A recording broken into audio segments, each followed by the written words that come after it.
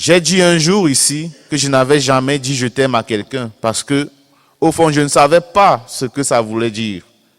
Chez nous, on nous avait appris que l'amour devait se montrer, même si la culture contemporaine nous fait croire que voilà, il faut dire que ce soit en couple, à la maison, je t'aime, c'est bien. Mais s'il n'y a pas de contenu, à quoi est-ce que ça sert? L'amour n'est pas qu'un sentiment.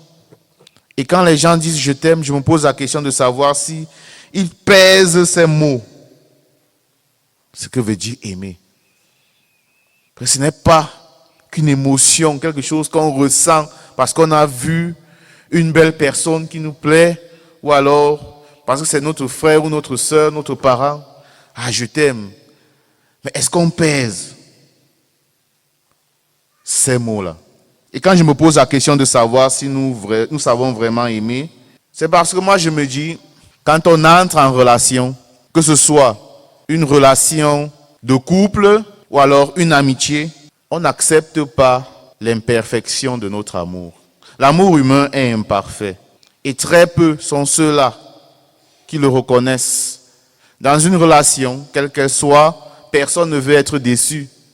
Tout le monde voudrait que ses attentes soient comblées. Mais à la fin du jour, nous sommes des êtres finis. Et notre amour ne peut être que fini. Il ne peut pas arriver au niveau des désirs de notre esprit, au niveau de nos désirs. Nos désirs sont infinis. Et Dieu seul peut combler ces désirs-là. Dieu seul peut vraiment nous aimer à la hauteur de nos désirs. Peut-être que nous sommes appelés, dès l'entame d'une relation, à nous consoler du fait que nous ne pouvons pas ne pas nous décevoir les uns les autres. Parce que nous ne sommes pas parfaits. Mais toujours est-il que l'amour n'est pas qu'un sentiment, mais il est un comportement, une conduite. Il se prouve. Je crois que nos parents savaient aimer. Vous allez les voir, ils sont là. Vous venez au monde, vous grandissez, vous vous mariez. Vos parents sont là, ils vivent ensemble. Peut-être qu'ils ne vont pas se dire, chérie, je t'aime. Peut-être que vous n'allez jamais entendre ça. Mais ils sont là. On ne sait peut-être pas comment ils vivent cela. Peut-être qu'ils ont compris que l'amour se construit. Il se construit, c'est une école qui commence petit. C'est un cheminement et on grandit. Et rien ne peut être parfait du coup.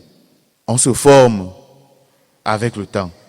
Donc, chers frères et sœurs, demandons au Seigneur cette grâce de pouvoir aimer. Aimer en tenant compte de l'imperfection de mon amour, de l'imperfection de l'amour de l'autre. Aimer en se mettant à la place des autres